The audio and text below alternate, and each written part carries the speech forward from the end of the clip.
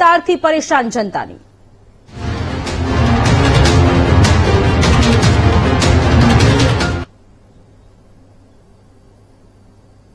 Truck ચાલકોની હડતાળને લઈ વડોદરામાં વેપારીઓ ચિંતિત થયા છે। હડતાળને પગલે અનાજનો જથ્થો અટવાય તેવી વેપારીઓને ચિંતા સતાવી રહી છે।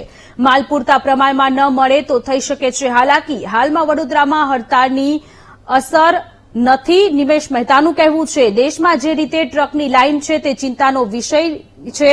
હડતાળ લાંબી ચાલે તો રાજ્ય બહારથી આવતું અનાજ અટકી શકે છે। ખાદ્ય સામગ્રીમાં કેટલીક ચીજવસ્તુઓ બહારથી આવે છે। હડતાળને કારણે બહારથી આવતા અનાજને અસર થશે। સરકાર હડતાળ મુદ્દે વિચારણા કરે તેવી આશા છે। સંવાદદાતા માનુ ચાવડા આપણી સાથે લાઈવ જોડાયેલા છે વડોદરાથી। માનુ, ટ્રક ચાલકોની હડતાળને લઈને વડોદરામાં વેપારીઓમાં ચિંતા જોવા મળી રહી છે। અનાજનો જથ્થો અટવાય તેવી શક્યતાઓ અત્યારે છે।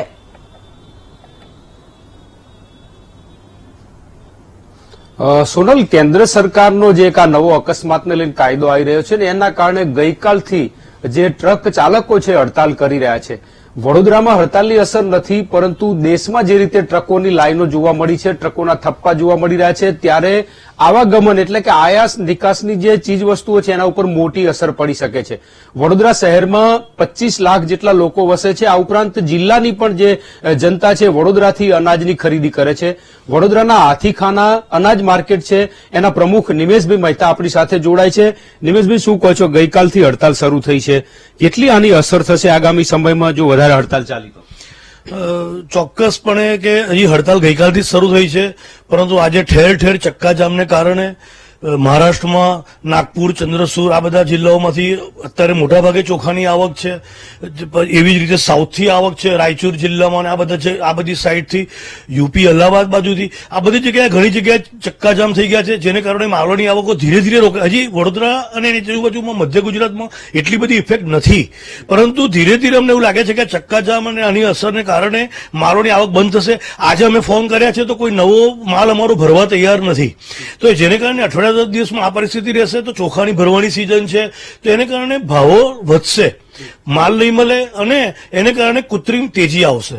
એટલે સરકારશ્રીને અમારી નમ્ર વિનંતી છે કે આનો વહેલામાં વહેલી તકે તમારે નિકાલ કરવો જોઈએ। આપણે વડોદરાની માનીએ તો સ્ટોકની કેપેસિટી કેટલા દિવસ સુધી ખેંચી શકાય આ રહ્યું? કારણ કે માલ તો ડે ટુ ડે આવતો હોય છે, તો આની કેટલી કેપેસિટી છે, કેટલા દિવસ સુધી ચાલે? ચોખાની નવી સિઝન હોય એટલે નવી સિઝનમાં સ્ટોક ના હોય, એટલે વધારેમાં વધારે 1 અઠવાડિયું, 7 થી 8 દિવસ પૂરતો સ્ટોક હોય। કઠોળ અને આ બધી વસ્તુ છે, એ બધી વસ્તુ સ્ટોકિસ્ટની છે જ નહીં, એ વસ્તુ રોજ જ આવે અને રોજ જ વેચાય। એટલે હાલ 2-3 દિવસ 4 દિવસનો સ્ટોક હોય, એટલે જો 5-6 દિવસ હડતાલ ચાલશે ને લંબાશે તો અઠવાડિયા પછી માલ લેવા મુશ્કેલ છે। કદાચ નજીકના લોકલ માલો આવે તો જ, અધરવાઇઝ બહુ તકલીફ પડશે અને એને કારણે કૃત્રિમ તેજી આવી શકે છે। અનાજમાં ખાસ કરીને સ્ટોક અટકી ગયો અથવા તો કોઈ જગ્યાએથી ટ્રાન્સપોર્ટેશન બંધ થાય છે તો અનાજ બગડવાની સ્થિતિમાં કયા પ્રકારની સ્થિતિ ઉભી થાય?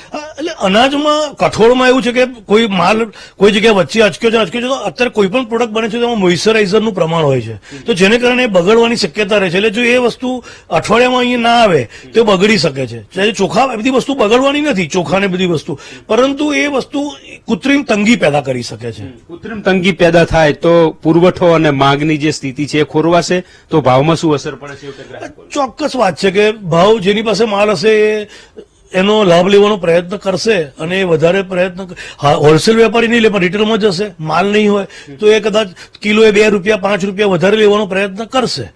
ચોક્કસ છો આપ હાથીખાના આટલું મોટું માર્કેટ છે એના પ્રમુખ છો, સરકાર અને જે આ ટ્રક ચાલકો છે એમના વિરુદ્ધમાં કોઈ સમાધાન થાય, શું અપેક્ષા છે? ના, સરકાર પર અમને ચોક્કસ ભરોસો છે અને વિશ્વાસ છે અને ચોક્કસ આનું સમાધાન આવશે। સરકારે પણ કાયદો મૂક્યો છે તો કોઈક સમજી વિચારીને મૂક્યો છે, પરંતુ એ કદાચ એક બહુ આકરું સ્ટેપ છે, તો એ વચ્ચેનો નિકાલ લાવશે, કંઈક લિબરલ થશે સરકાર, એવું અમારું માનવું છે।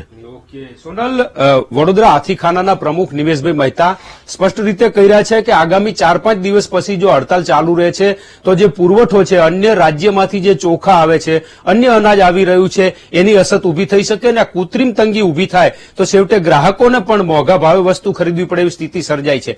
જોકે સરકાર ઉપર આશા છે કે કોઈ વચલો રસ્તો કાઢી અને વહેલી તકે આજે હડતાલ સમેટાય એવી પણ વેપારીઓ આશા રાખી રહ્યા છે। સોનલ જી માનુ, આભાર તમામ વિગતો માટે।